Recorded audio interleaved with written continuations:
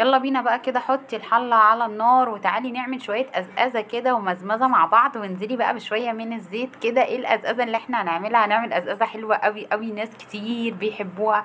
انا من ضمن الناس اللي بتحبها وبتموت فيها. فصين توم مع معلقتين من الزيت، مع بصلتين، مع قرنين من الفلفل الكوبي، مع طماطمايه، وحطي كل ده على النار وقلبيه كده تقليبة زي ما انت شايفه كده. يا جمال ويا جماله. هتعملي ايه؟ هقولك هنعمل ايه، بس ما تنسيش يا بطه يا وزه يا حلوه انت وهي تحطي اللايك بتاعي، وتعملي لي اشتراك للقناه لو اول مره تشوفيني، وتفعلي زر الجرس على الكل عشان يوصلك مني كل جديد على قد الايد. النهارده احنا ماشيين في السوق كده، لقينا نوع من انواع القزقزه، وكان بيلعب وبيجري كده. وبصوا الناس كانت ملمومه على الراجل لانها كانت طازه جدا، وهي الكابوريا كانت بسم الله ما شاء الله، وكلها طبعا نتايات. كانت حلوه جدا جدا، وطعمها بقى كان رهيب. بصوا حلوه قوي قوي قوي.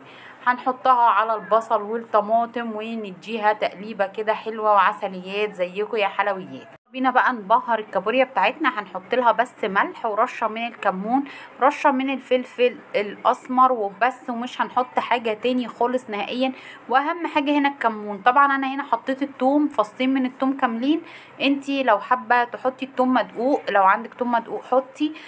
عندك عايزه تحطيه في صوص زي ما انتي شفتيني كده، حطيه في صوص. كل واحد طبعا ورغبته، وكل واحد زي ما بيحب هو بيحب ايه.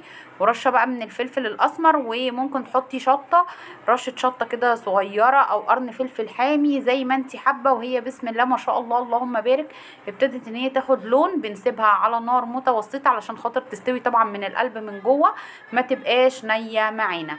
هنسيبها بقى تاخد وتدي كده بشكل ودي لغايه ما تستوي. مش هتاخد تلت ساعه وهتكون مستويه معانا. احنا بقى كده خلاص بهرنا والدنيا تمام والبهارات تمام. هاتي بقى ليمونتين حلوين كده زيك يا بطه يا وزه يا حلوه، وانزلي بيهم على الكابوريا بتاعتك، بيدوها طعم حلو قوي ومزازه حلوه جدا. وطبعا الكابوريا طول ما هي مستويه من جوه بتبقى جميله جدا جدا.